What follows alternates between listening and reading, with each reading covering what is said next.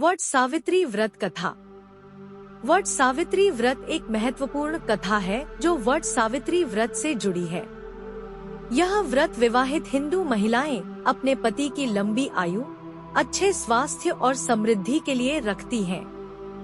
यह व्रत मुख्य रूप से ज्येष्ठ मास की अमावस्या तिथि को उत्तर भारत में मनाया जाता है और कुछ अन्य क्षेत्रों जैसे महाराष्ट्र और गुजरात में इसी महीने की पूर्णिमा तिथि को मनाया जाता है, जहां इसे वट पूर्णिमा के नाम से जाना जाता है। यहाँ वट सावित्री व्रत कथा का सार है सावित्री और सत्यवान की कहानी। एक समय की बात है, मध्य देश में अश्वपति नाम के एक धर्मात्मा और परोपकारी राजा थे। अपने सद्गुणी गुणों के बावजूद राजा लंबे समय तक ज्ञान रहे। समर्पित प्रार्थनाओं और तपस्याओं के माध्यम से उन्हें सावित्री नाम की एक तेजस्वी पुत्री का आशीर्वाद मिला। सावित्री असाधारण रूप से सुंदर और गुणी थी। जब वह विवाह योग्य उम्र की हुई तो उसने सत्यवान को अपने पति के रूप में चुना। सत्यवान अंधे और निर्वासित राजा द्युमत्सेन का पुत्र था। यद्यपि सत्यवान कुलीन और योग्य था, ऋषि नारद ने सावित्री को भविष्यवाणी की कि सत्यवान की आयु कम है और वह 1 वर्ष के भीतर मर जाएगा। इस अशुभ भविष्यवाणी के बावजूद सावित्री सत्यवान से विवाह करने के अपने फैसले पर अडिग रही।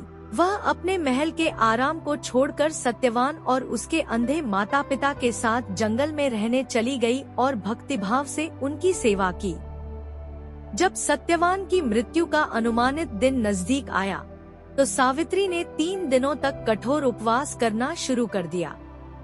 उस दुर्भाग्यपूर्ण दिन जब सत्यवान जंगल में लकड़ी लेने गया तो सावित्री उसके साथ गई। लकड़ी काटते समय सत्यवान अचानक बेहोश हो गया और उसकी मृत्यु हो गई। यम, मृत्यु के देवता, सत्यवान की आत्मा को लेने के लिए आए।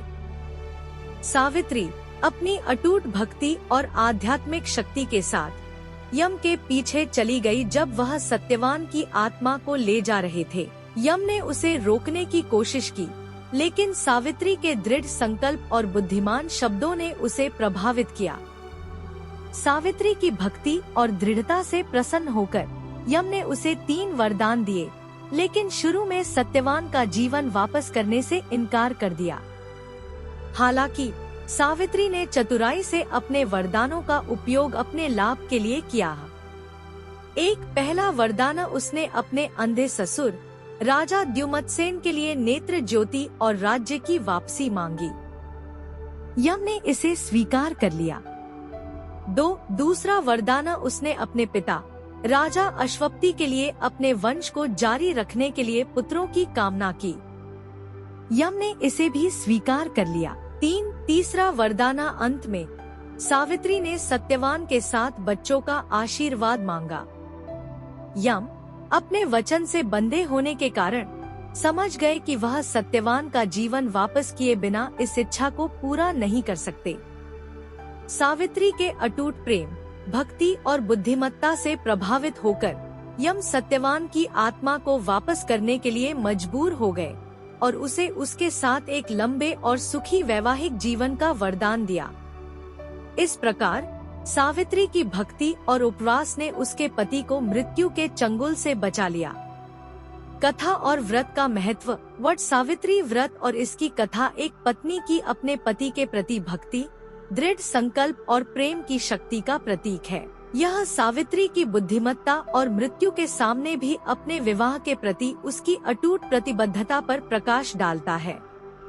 विवाहित महिलाएं यह व्रत रखती हैं, बरगद के पेड़, वट वृक्ष की पूजा करती हैं और इस कथा को इस विश्वास के साथ सुनती हैं कि उन्हें एक लंबा और सुखी वैवाहिक जीवन और उनके पति के कल्याण का आशीर्वाद मिलेगा।